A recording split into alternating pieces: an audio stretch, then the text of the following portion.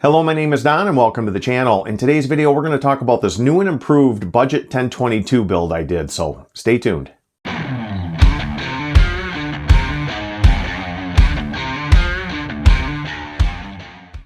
So I did a video on a rifle real similar to this last year. We put together a Budget 1022 for a friend of mine. We tried to put together something that shot really good, still felt like a quality rifle, but was budget minded. He didn't want to spend over $1,000 all in. So what we came up with was a rifle very similar to this, but since then, there's been some products that I've become aware of that I think I like a lot better than the parts that we used on the original build. So what I want to do is kind of go over this build with you, and then we're going to take it outside and shoot it. We're going to shoot some budget ammunition, and then we're going to shoot some good match ammunition too, just to see how well this rifle performs. So let's go over this build. Now, for a stock, we're using the Victor Titan Precision. We have the sticky rear cheek pad. We're using the spike rear attachment here for the back of the receiver. We're using a Salmon River Arca rail. This Arca rail is made exactly for the Victor Titan, and it fits perfect. It's got the little cutout for the action screw on the bottom. Now, when you go putting all these accessories like the grippy cheek rest, the Victor spike, and the more expensive Arca rail, you do end up adding quite a bit of money onto the price of the Titan. Now, do you need any of this stuff? Technically, no, but you're probably going to need some sort of a cheek rest. And if you went with Victor's Universal, I think that runs $35. I think the grippy is about $15 more at $50. The rear spike anchor is $50, and the Arca rail that I used on here is $100. So it does jack up the price of the Victor Titan quite a bit. Now, you could use this, and this is a really good setup. It's very rigid, or you could use something like this. Now, guys, this is the MDT field stock. MDT just sent this to me for review and to make videos with, and I'm very, very impressed with it. It still has a rear retention system for the action, so we have 2 points of attachment for the action on the stock. And the way they did this was very ingenious and very rigid. This comes with an adjustable comb height. This comes with M-LOK slots on the sides and on the bottom. Now, I did put an Arca rail on this, and this is a less expensive Arca rail. And that's the way we were able to get the price in line with what we spent on the Titan. Now, this is a Sunway Photo 8-slot Arca rail, and I'm only using 4 of the 8 slots because that's all that's available on the bottom of the field stock, but it's still really rigid. Now, if you didn't want to make modifications to the Sunway Photo because it has little tabs that pop up for the M-LOK, you'd have to get something like that Salmon River or an Area 419 that doesn't have those little slots that that fit into the M-LOK. I had to grind some of them off to make this fit, but it's still real rigid, and I have no doubt that this is going to work for me just fine.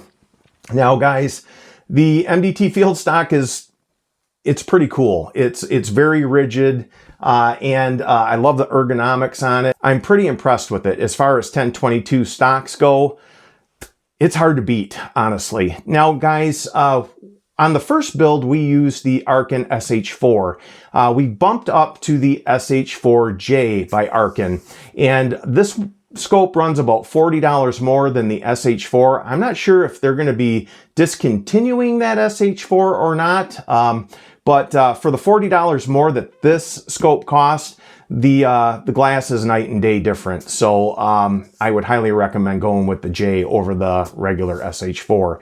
Now, for rings, we're using the Vortex Pro rings. Now, as far as the action, we're using the Green Mountain. Again, we're using the Green Mountain 20-inch barrel. On the first build I did, we used the same exact barrel, and it's really, really super accurate for the money. Now, you used to be able to buy these just, I don't know, 5 years ago. You could get these for like under $100. For a receiver, we're using the Brownells flat-topped receiver. Now, I like the flat top better because That way you can put whatever optic rail you want on here. If you get the railed one, you're stuck with a 0 MOA pick rail. If you're shooting past 300 yards, you're going to need a canted rail. So this is Area 419 30 MOA scope rail on here. We're using a Volquartsen charging handle and recoil spring system in here. We have the Brownells bolt in here, but I'm going to change that to a kid bolt. For the money, I'd rather spend the extra $35, $40 for the kid bolt. And if you use my code, you can get a little bit more off on that. And I'll leave my code down in a pinned comment. Now for a trigger, we're using the kid trigger kit. In the original build, we used the BX trigger. Now there's nothing wrong with the BX trigger, but what I found is the trigger feels loose when you first place your finger on it. There's a lot of wobble in the trigger. This one doesn't do that. Now the BX trigger it does have a good clean, lighter break. I think they're 2.25 pounds, depending on, what one you actually get. Some of them are 2.25, some are 2 pounds. This, with the special spring kit, I can get this one down to 1.75 pounds. So we're below 2 pounds, which is desirable in a kid single stage trigger to be below 2 pounds. Now guys, one of the things that totally drives me nuts about YouTube is I cannot tell you how much I have into this rig. Now, we did use these parts for a reason, but I'm not endorsing any of these parts. I'm not selling any of these parts, but we did use them for a reason. But if you do want to know how much we have into this rig, it'll be in the first pinned comment along with my kid code. All right, so let's go out and shoot this thing. All right, guys, so we're going to start off with some SK semi-auto, and then we'll go to the SK standard. Then we'll shoot some Eley products. Basically, we're just going to shoot some cheaper ammunition. It's kind of a budget rifle with some budget ammunition. But then we're going to shoot some Eley Match to see how this shoots the good stuff. So the weather conditions are not great. We do have a right to left wind. It's gusting, but at times it's probably down to about 5 miles an hour. But we do have a right to left wind.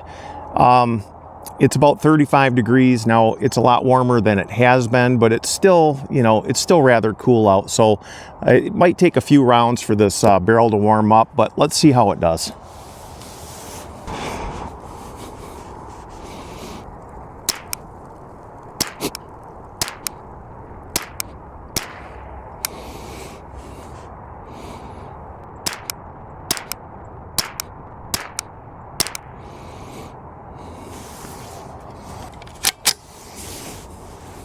Boy, I tell you what, this grippy cheek rest from Victor is awesome. It's like laying your cheek on a pillow.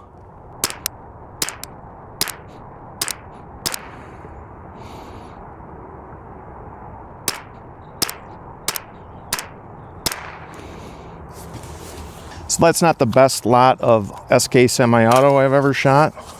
Hopefully the SK standard does better. Boy, I tell you, it's been so cold out. I've just been itching to get out here and shoot. That's why the content hasn't been rolling out as good as I normally put out a video every week, but it's been so cold out. I haven't been able to get out here and shoot. And I do find that, anything below 50 degrees, you're not getting the best accuracy out of your rifle that, you would get in warmer temperatures. So I wouldn't be surprised if we don't get the best performance out of this gun today. These cooler temperatures they have quite the effect on the performance of some of these rifles.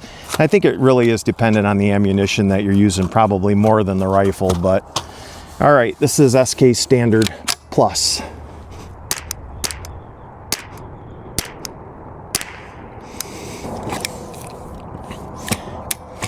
Now we do got a pretty good headwind at the moment.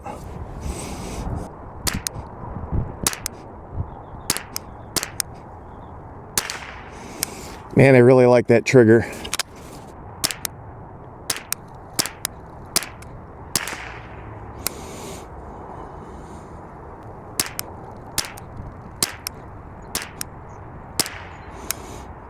Double group. Yeah, guys, this ammunition is SK seems like it's more temperature sensitive than the Eley has been, so kind of hoping this Eley will be a little bit nicer to us than the SK was. Yeah, guys, I'm not going to read too much into the performance of this rifle today. It's a brand new barrel. Not that these really break in much, but you know, between the temperature, the wind, I just had to get out here and try this new build out. Finally got a good temperature, and I just had to come out and shoot, and I just figured I'd bring you along with me. All right, this is Eley SABR.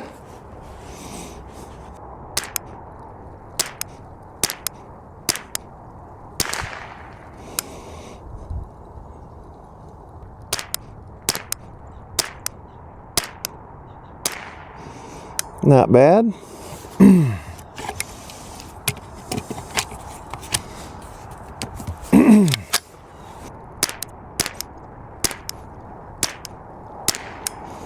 There's a good group.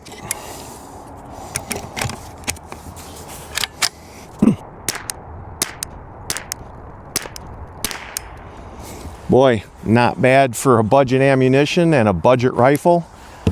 That apparently this barrel likes Eley a little bit better than it likes the SK. Now granted, those two SK ammunitions are you know, budget ammunitions. Kind of curious to see how this Eley Match is going to shoot out of here. Now this ammunition was lot tested in my Lilja CZ457.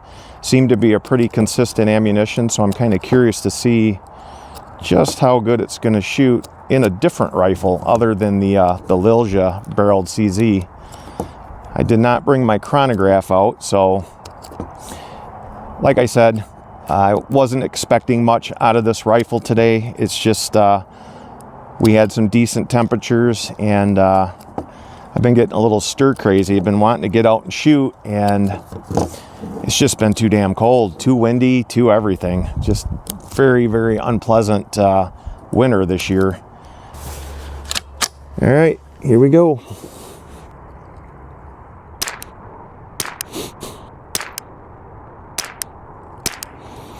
Excellent.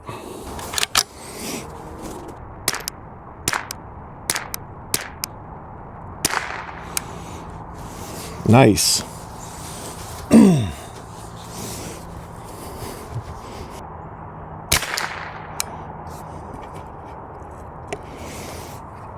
All right, a little twisted round in the mag. That was weird. I don't know if it's that flat bullet that did that, or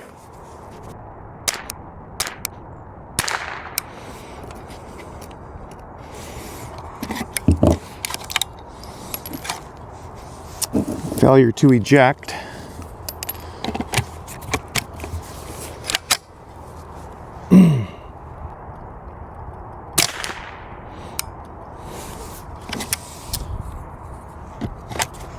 So a couple cycling problems with the Eley Match. Hot round.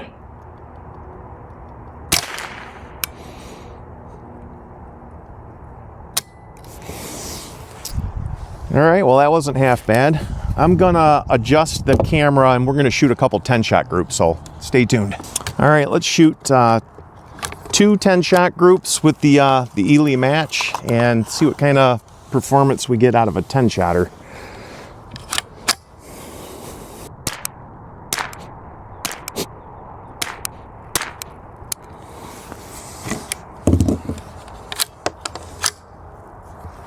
Another failure to eject. What's going on there?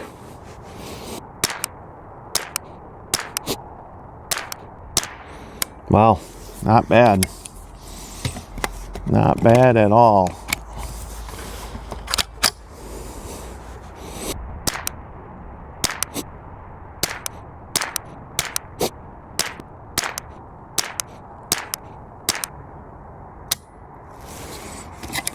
So this barrel seems to like the Eley better than the SK. Now, granted, the SK was, you know, lower lower cost, cheaper SK, the Standard Plus. Although it is a fairly good ammunition, it's definitely not on the top of the board there.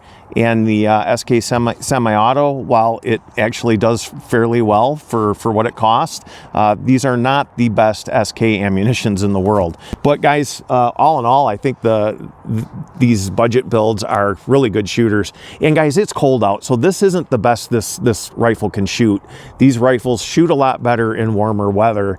But from what I can tell right here, it looks like they did fairly well. The Eley Match, I think, shot the best. But all right, guys, well, I just wanted to show you my new budget build with a little bit better parts than we used the first time. So if you like what you saw, please give it a big thumbs up. And if you like what I'm doing here, go down there and hit that subscribe button. I can't build this channel without you. Thanks for watching, and we'll see you in the next one.